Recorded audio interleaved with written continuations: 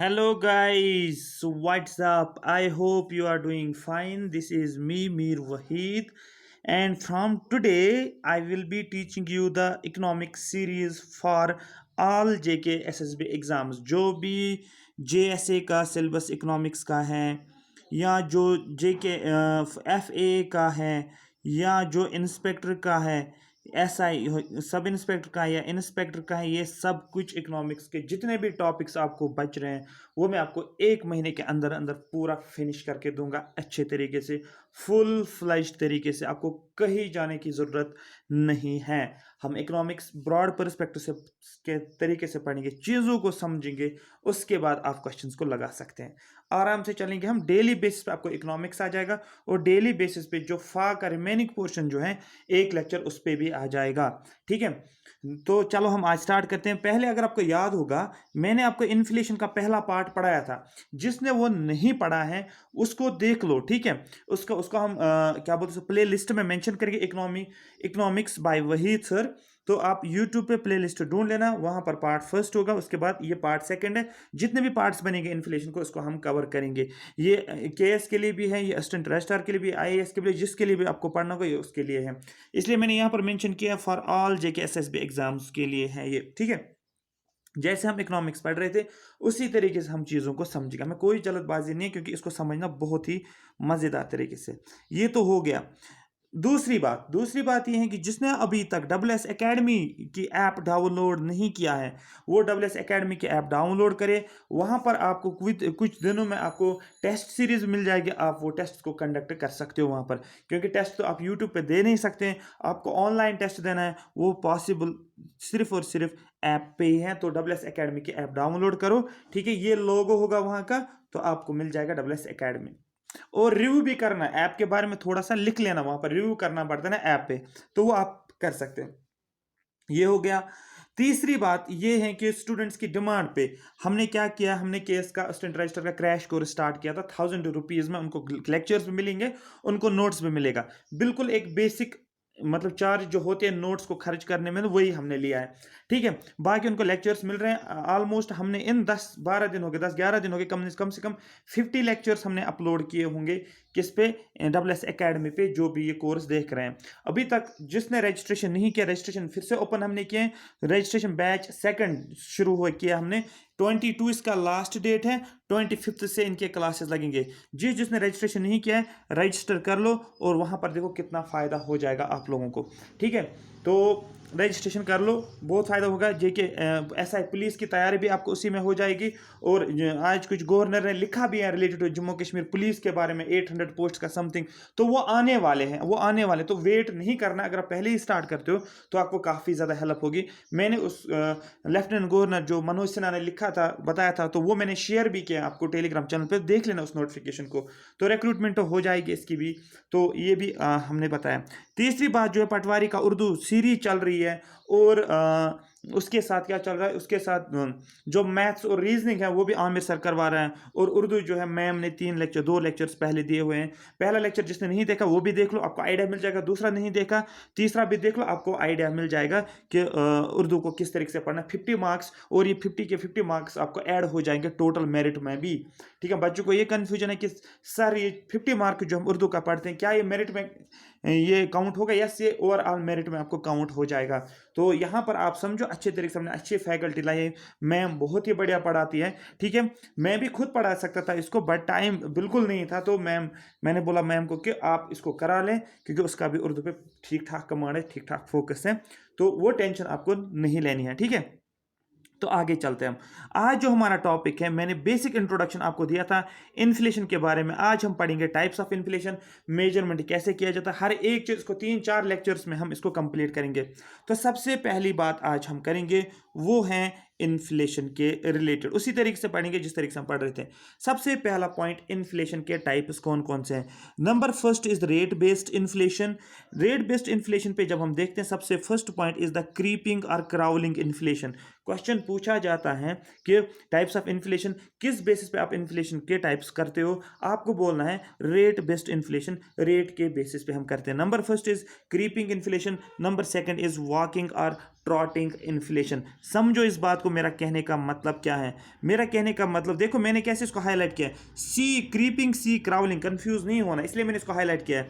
Inflation between 0 to 5%। जब rate पूछा जाता है ना कितना इन्फ्लेशन हो जाएगा, सपोज अगर 100 रुपीज़ का कोई चीज़ था वो हो गया अब 101 का, 102 का, 103 का, 104 का, 105 का, मतलब इन्फ्लेशन कितना हो गया, 5% इन्फ्लेशन बढ़ गया, या 2 या 3, मतलब 0 से 5% के बीच में जो इन्फ्लेशन हो जाएगा उसको हम नाम देते हैं हम क्रीपिंग या क्राउलिंग इन्फ्लेशन। जैसे छोटा बच्चा होता है वो क्या करता है, वो पैदा होता है ना, जब छोटा बच्चा पैदा होता है वो उसकी बर्थ होती है, फिर 1 साल के बाद क्या करता है, 1.5 साल के बाद वो घुटनों पे चलता है ना, उसको क्राउलिंग बोलते हैं। बिल्कुल आहिस्ता आहिस्ता आहिस्ता सीख चलना वो शुरू करता है, उसको क्राउलिंग बोलते हैं। तो दैट मीन्स ये थोड़ा सा इन्फ्लेशन तो हो रहा है लेकिन ज़्यादा नहीं है, बिल्कुल 0 to 5%।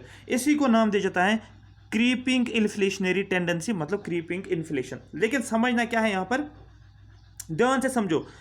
इंडस्ट्रियल ग्रोथ है, जब इंडस्ट्रीज होते हैं हमारे पास तो क्या होता है, एम्प्लॉयमेंट होती है, क्योंकि इंडस्ट्रीज में काफ़ी काम होता है तो वहाँ पर उस इंडस्ट्री को चलाने के लिए वर्कर्स की ज़रूरत होती है। तो उन वर्कर्स को क्या मिलेगा, एम्प्लॉयमेंट मिलेगा। ध्यान से समझो इसको, जब एम्प्लॉयमेंट मिलेगा तो उनको सैलरी मिलेगी, डेफिनेटली उनको पैसे मिलेंगे, मनी टू पीपल, लोगों को पैसा मिलेगा। वो उस पैसे को क्या करेंगे, लोग क्या करेंगे पैसों को, वो उसको खर्च करेंगे, परचेज करेंगे, चीज़ को कंज्यूम करेंगे, मतलब परचेजिंग पावर ऑफ कंज्यूमर। लोग जो हैं, जो काम करने वाले होंगे वहाँ पर, उनके पास पैसा आएगा, वो पैसा वो खर्च करेंगे, मार्केट में जाएंगे, मिल्क लाएंगे, बिस्किट्स लाएंगे, दिन का जो खाना होता है वो लाएंगे, और भी बच्चों को अगर एडमिशन करना होगा स्कूल में वो भी करेंगे, जो जो उनकी रिक्वायरमेंट्स होगी वो फुलफिल हो जाएगी। ठीक है, मतलब परचेजिंग पावर क्या होगा लोगों का, वो बढ़ जाएगा। मतलब जब लोगों के पास पैसा है वो चीज़ों की डिमांड करेंगे। जब वो चीज़ों की डिमांड कर रहे थे, पहले उनके पास कोई सपोज दूध का पैकेट आ रहा था 20 रुपए में, लेकिन अब लोग खरीद नहीं पा रहे थे क्योंकि उनके पास पैसा नहीं था, तो उनको क्या होता था, उनको वो सपोज 15 में भी मिलता था, क्योंकि उनके पास पैसे नहीं थे, खरीदने वाला कोई नहीं था, डिमांड कम थी। लेकिन अब लोगों के पास पैसा है, ये खुद डिमांड कर रहे हैं, नहीं हमें दूध चाहिए, 2 पैकेट चाहिए, 3 पैकेट चाहिए। तो यहाँ पर क्या हो रहा है, वो डिमांड कर रहे हैं। डिमांड की वजह से क्या हो रहा था, प्राइस चीज़ों का बढ़ता गया। क्या हो गया, प्राइस चीज़ों का बढ़ता गया। जब प्राइस चीज़ों का बढ़ता गया उसी को नाम दिया जाता है इन्फ्लेशन। मतलब हमने डिमांड की है और डिमांड की वजह से इन्फ्लेशन हुआ है। लिंक देखो, इंटरलिंक कैसे करना है, इंडस्ट्रियल ग्रोथ की वजह से इन्फ्लेशन, लेकिन ये इन्फ्लेशन जो है ये 0 to 5% है, ज़्यादा नहीं है। बिल्कुल इसको हम कंट्रोल कर सकते हैं। इसको बोला जाता है दिस इज कंट्रोल्ड इन्फ्लेशन। ये एक ऐसा इन्फ्लेशन है जिसको हम कंट्रोल कर पाते हैं, वेरी इजी। उसके बाद कंसिडर्ड हेल्दी फॉरेन इकोनॉमी के लिए हेल्दी माना जाता है। बोला जाता है कि क्रीपिंग इन्फ्लेशन इकोनॉमी के लिए बहुत ज़्यादा ज़रूरी है, इकोनॉमिक ग्रोथ के लिए बहुत ज़्यादा ज़रूरी है। क्वेश्चन ऐसे आएगा, आपको पूछा जाएगा ये बताओ ऐसे कौन सी टाइप ऑफ इन्फ्लेशन है जो कि for the health of economy के लिए बहुत ज़्यादा ज़रूरी है। ठीक है, जो हेल्दी होता है इकोनॉमी के लिए, इंडियन इकोनॉमी के लिए या डेवलपमेंट के लिए या ग्रोथ के लिए, आपको बोलना है सर ये क्रीपिंग या क्राउलिंग इन्फ्लेशन है जिसका रेट कितना है, 0 से 5% के आसपास। आई होप यहां तक आपको ये कॉन्सेप्ट क्लियर हुआ होगा। आगे चलते हैं, एक और बात हम करेंगे यहाँ पर, वो क्या है, what is walking and trotting inflation. मतलब पहला मैंने बताया था, अब नेक्स्ट आ जाएंगे। ठीक है, वॉकिंग, अब जो छोटा बच्चा था वो क्राउलिंग कर रहा था ना, वो घुटनों पे ही चल रहा था। अब कुछ सालों बाद, 2-3 साल बाद वो अपने पैरों पे उठने लगा। ठीक है, वो थोड़ा सा अब चलने लगा, आहिस्ता आहिस्ता 3-4 कदम चलता है फिर गिर जाता है, मतलब अब वो चलने की कोशिश करता है, उसको बोलते हैं वॉकिंग इन्फ्लेशन। ये होता है 5 to 10%। इससे पहले वाला क्या था, वो 0 to 5 था, लेकिन ये 5 to 10% के आसपास जो इन्फ्लेशन होती है इसको बोला जाता है वॉकिंग इन्फ्लेशन। इसको याद रखना, इसी तरीके से क्वेश्चन पूछा जाता है। नॉट ए ट्रबलसम सिचुएशन, ये भी कोई मुश्किलात नहीं है, अगर ऐसा इन्फ्लेशन होता है वो मुश्किल नहीं है। But if you do not control it at time, अगर हम इसको टाइम पे कंट्रोल नहीं करेंगे, कुछ टाइम तक रख सकते हैं, लेकिन अगर हम इसको टाइम पे कंट्रोल नहीं करेंगे, ये आगे क्या होता है, फ्यूचर में ये क्या होता है, ये एक डेंजरस सिचुएशन क्रिएट होती है। तो याद रखना है क्या, वॉकिंग या ट्रॉकिंग इन्फ्लेशन ट्रबलसम होता है, आपको बोला नहीं, इनिशियली ये ट्रबलसम नहीं होता है, बट अगर हमने इसको कंट्रोल नहीं किया, हमने इस पर रोक नहीं की है, तो क्या हो जाएगा, ये डेंजरस भी बन सकता है। In this situation either monetary policy और physical policy should be working. यहां पर या तो मॉनेटरी पॉलिसी या तो आरबीआई स्टेप्स ले लेगा इन्फ्लेशन को कंट्रोल करने के लिए। मैंने आपको बोला था मॉनेटरी पॉलिसी में बहुत सारे टूल्स होते हैं, रिपो रेट है, रिवर्स रिपो रेट है, बैंक रेट्स हमारे पास होते हैं, ठीक है। तो वहां पर उन वेपन्स का यूज करके आरबीआई क्या करेगा, इस इन्फ्लेशन को कंट्रोल कर सकता है। और फिजिकल पॉलिसी है तो गवर्नमेंट फिजिकल पॉलिसीज का यूज कर सकता है उस इन्फ्लेशन को कंट्रोल करने के लिए, ठीक है। आ रही बात समझ? तो याद रखना, जब भी हमें इन्फ्लेशन को कंट्रोल करना होता है, हमारे पास फिजिकल पॉलिसीज भी होती है और हमारे पास मॉनेटरी पॉलिसीज भी होती है, ठीक है। ओके, तो यहां पर ये आपको समझ आया होगा। तो नेक्स्ट चलते हैं, नेक्स्ट जो होगा वो हम पढ़ेंगे। If not controlled inflation we are allowing inflation to grow. अगर हमने इन्फ्लेशन को कंट्रोल नहीं किया, try to understand what I am trying to say here is, अगर हमने इन्फ्लेशन को कंट्रोल नहीं किया तो क्या होगा, हम अलाउ करते हैं, खुद अलाउ करते हैं कि इन्फ्लेशन होना चाहिए, इन्फ्लेशन ग्रो हो जाता है। मतलब हमने कोई ऐसा टूल यूज नहीं किया जिससे हम इन्फ्लेशन को कंट्रोल कर सकते हैं। अगर क्वेश्चन आपको आएगा इन्फ्लेशन को कंट्रोल करने के लिए कौन कौन सा वेपन का यूज कर सकते हैं, आपको बोलना है हमारे पास मॉनेटरी पॉलिसी भी होती है और हमारे पास फिजिकल पॉलिसीज होते हैं जिससे हम इन्फ्लेशन को कंट्रोल कर सकते हैं। ये पॉइंट बहुत ज्यादा इंपॉर्टेंट है, ये आपको याद रखना है। आगे चलते हैं, रनिंग इन्फ्लेशन। अब जो बच्चा था वो अभी तो ऐसे ऐसे चल रहा था, क्राउलिंग कर रहा था, अब उसको वो क्या कर रहा था, उसके बाद वॉकिंग करने लगा, अब वो पूरा रन करने लगा, दौड़ने लगा, पूरा दौड़ने लगा, 7-8 साल का हो गया, अब वो भाग रहा है, मतलब रन कर रहा है, ठीक है, ठीक है। बिकॉज बिटवीन 10 to 20%, सबसे पहले मैंने बोला था 0 to 5% रेट में, उसके बाद 5 to 10% के रेट में, and third is 10 to 20% rate में। ये आपको याद रखना, पूछा जाता है एग्जाम में कि रनिंग इन्फ्लेशन का रेट क्या है, आपको बोलना 10 से 20। अलग अलग बुक्स अलग अलग लिखते हैं, आपने जो किसी बुक में पढ़ा होगा बहुत कम, उसने लिखा होगा 20 to 40 या उसने लिखा 15 to 20, तो आपको याद रखना 10 to 20 जो इसमें डेटा है वही आप याद रखो, बस और कुछ नहीं याद रखना, यही डेटा याद रखो, फिर इसके आसपास जो भी वैल्यू होगा उसको आप मार्क कर सकते हो। ये ट्रबलसम सिचुएशन है, मतलब ये इन्फ्लेशन ऑलरेडी अगर इस रेट से है तो ये काफी डेंजरस होता है इकोनॉमी के लिए, महंगाई बढ़ जाती है, लोग जो है अफोर्ड नहीं कर पाते, मनी का वैल्यू क्या होता है, कम होता है। जो चीज आपको 100 रुपीज में मिल रहा था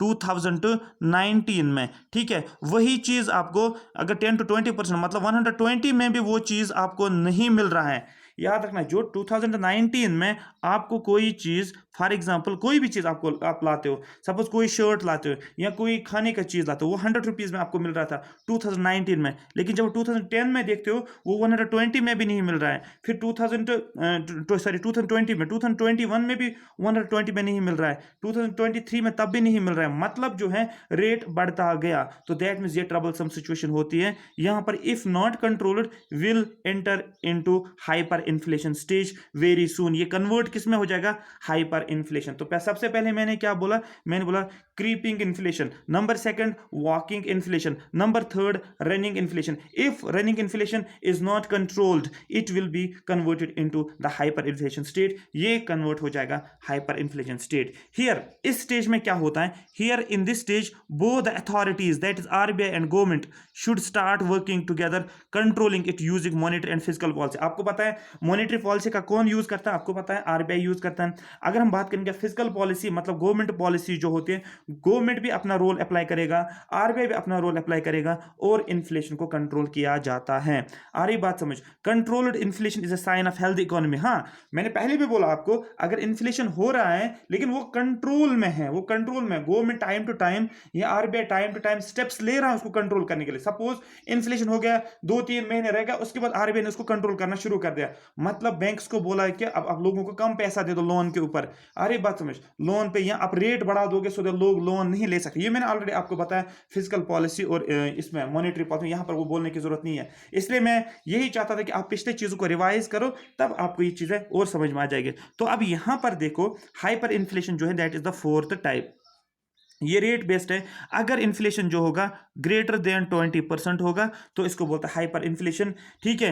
Erode the real value of local currency. Local currency जो हमारे पास पैसे होते हैं, जिन चीज़ों से हम पैसे कोई चीज़ खरीदते हैं, उसका वैल्यू जो होता है वो खत्म हो जाता है। ठीक है। हमें 200 में भी अब चीज़ें नहीं मिल रही हैं, मतलब यहाँ पर अब 130 में भी वो चीज़ नहीं मिल रहा है, 140 में भी चीज़ नहीं मिल रहा है, 150 में भी वो चीज़ नहीं मिल रहा था जो हमें 100 में मिल रहा था, मतलब ग्रेटर देन 20% इन्फ्लेशन है। तो यहाँ पर मनी का वैल्यू क्या होता है या करेंसी का वैल्यू क्या होता है, आपको बोलना करेंसी का वैल्यू बिल्कुल डिक्लाइन हो जाता है। बिकॉज ठीक है, causes population to minimise their holdings of local money.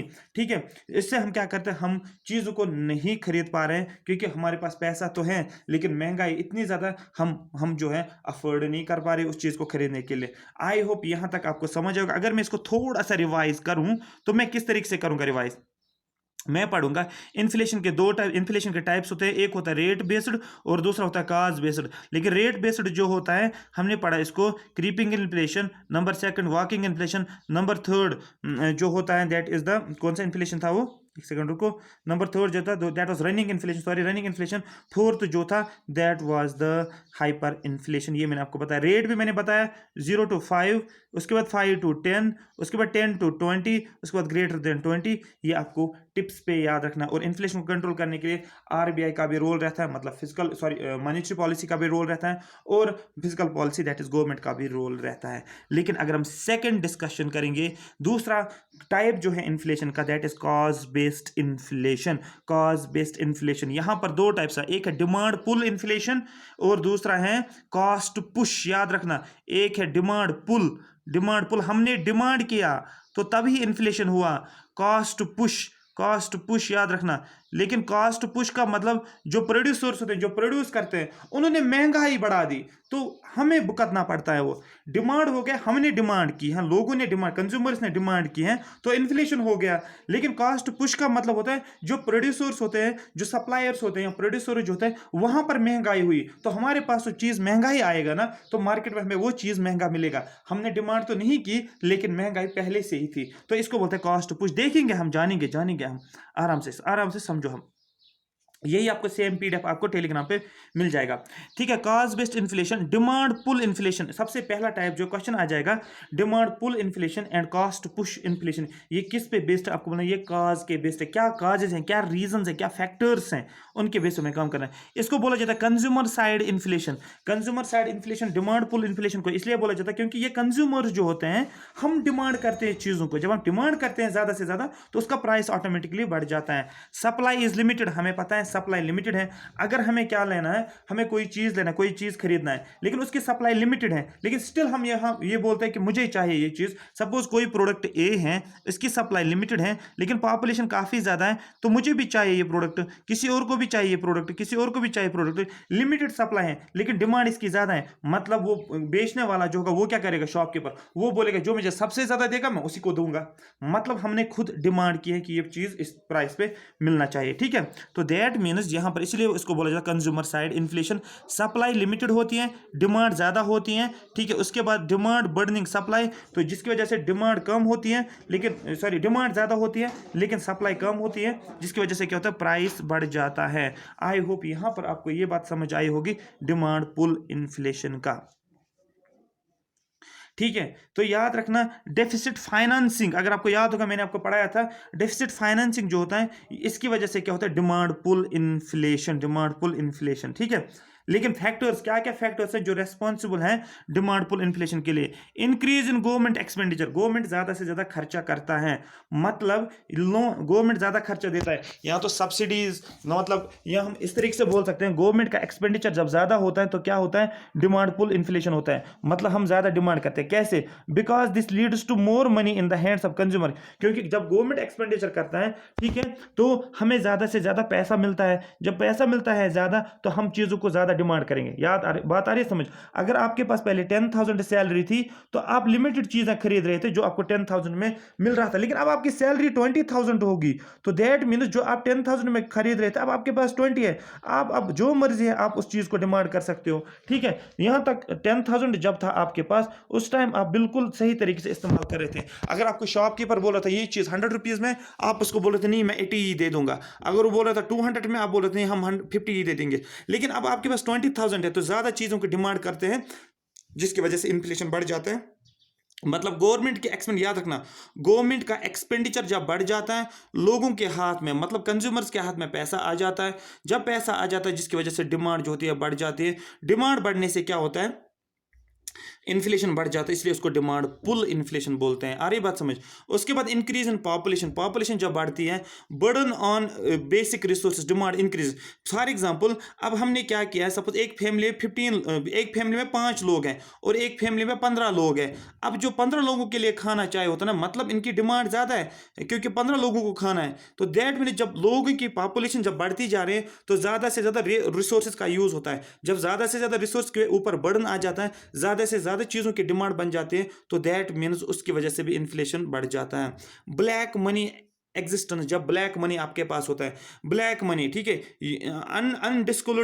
Disclosed money to tax authority, इसको बोला जाता है ब्लैक मनी। अगर कोई क्वेश्चन पूछेगा आपको ब्लैक मनी किसको बोलते हैं, आपको बोलना है सर ब्लैक मनी ये एक ऐसा मनी होता है जो कि अनडिस्क्लोज्ड होता है। अनडिस्क्लोज्ड मतलब ये हो गया कि उस पर आप टैक्स पे नहीं करते हो, जितना भी आपके पास वो अमाउंट है उस पर आप टैक्स जब पे नहीं करते हो, मतलब वो आपका बन गया ब्लैक मनी। उसको नाम दिया जाता है अनअकाउंटेड मनी भी आप उसको बोल सकते हैं। No policy can regulate this money and hence can not be controlled leads to inflationary, बोला जाता है सिचुएशन, बोला जाता है ये कि कोई भी अथॉरिटी ऐसी नहीं है जो कि ब्लैक मनी को कंट्रोल कर सकता है, ठीक है। तो उसकी वजह से क्या होता है, लोग जिनके पास ब्लैक मनी तो वो पैसे ज्यादा खर्च करते हैं, जिसकी वजह से क्या होता है, डिमांड बढ़ जाती है। डिमांड बढ़ने से क्या होते हैं, इन्फ्लेशन हो जाता है, ठीक है।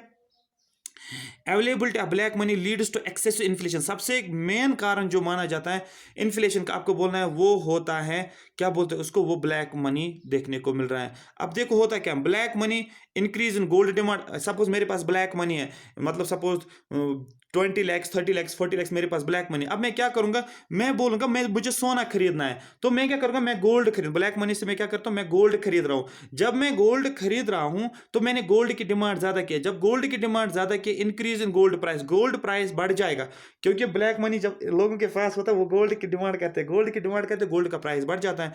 मतलब डिमांड से चीजों का प्राइस बढ़ना, गोल्ड का प्राइस बढ़ गया, black money exists either in gold और इन रियल एस्टेट। ज्यादातर देखने को मिल रहा है रियल एस्टेट में, और ज्यादातर देखने को मिल रहा है ब्लैक, इसमें जब हम गोल्ड का प्राइस या गोल्ड का काम कर रहे होते हैं उसमें हमें ब्लैक मनी ज्यादातर देखने को मिल रहा है। We can not stop black money but can close its existence, हम क्या करते हैं, इसकी एग्जिस्टेंस को क्लोज कर सकते हैं, गवर्नमेंट स्टेप्स ले सकता है। बात समझ में आ रही है। उसके बाद नेक्स्ट है change in taste and preference. हमारा टेस्ट और हमारा प्रेफरेंस जब चेंज होता है तब भी क्या होता है, डिमांड पुल इन्फ्लेशन होता है। हम डिमांड करते हैं when price of good is increased, जब किसी भी प्रोडक्ट का, सपोज प्रोडक्ट ए है, इसका प्राइस बढ़ जाता है because of increase in their preference among the people, क्योंकि अब प्रेफरेंस हमारी बढ़ गई है। सबसे पहले सुबह हम ब्रेकफास्ट में क्या कर रहे थे, सपोज ब्रेकफास्ट में एक हम रोटी 2-3 लाते थे मार्केट से और वही खाते थे, लेकिन अब हमारे पास पैसा ठीक ठाक है, अब हम क्या करें, हम सुबह ब्रेकफास्ट पे क्या करें, पिज्जा को ऑर्डर करते हैं। तो दैट मीन्स अब पिज्जा की डिमांड जो है बढ़ती गई है, हमारी प्रेफरेंस जो हो गई है वो चेंज हो गई है, तो हमने बाकी चीज़ों को प्रेफर करना शुरू कर दिया। हम सब्जी खाते थे सपोज, लेकिन अब हमारे पास पैसा ज़्यादा है तो हमने क्या किया, चिकन को ज़्यादा डिमांड किया, तो चिकन का प्राइस क्या हो गया, बढ़ता गया। मतलब हमने डिमांड की है चीज़ों को जिसकी वजह से इसका प्राइस बढ़ता गया, मतलब ये होता है इन्फ्लेशन बढ़ता गया। आई होप यहाँ तक ये बात आपको समझ आई होगी, ठीक है। कल जो हम करेंगे, कल हम करेंगे कॉस्ट पुश इन्फ्लेशन होता है क्या है, कौन कौन से फैक्टर, इसको बोलते हैं सप्लाई शॉक इन्फ्लेशन भी, कौन कौन से फैक्टर्स होते हैं इसके लिए रेस्पॉन्सिबल, क्या क्या होता है, बोटलनेक्स, किस तरीके से हम मेजर करते हैं इन्फ्लेशन को, ये सब कुछ हम कल देखेंगे। आई होप यहाँ तक आपको ये बात पूरी समझ आई होगी। अगर आपको ये सेशन अच्छा लगा तो कमेंट सेक्शन में कमेंट्स आप मेंशन करो कि आपको ये सेशन कैसा लगा, और अपने फ्रेंड्स को शेयर करो, और चैनल में ज़्यादा से ज़्यादा सब्सक्रिप्शन लाओ। ये आपका काम है, मेरा काम आपको पढ़ाना है, और आप लोगों का काम है सब्सक्रिप्शन को बढ़ाना। Thank you so much for watching me.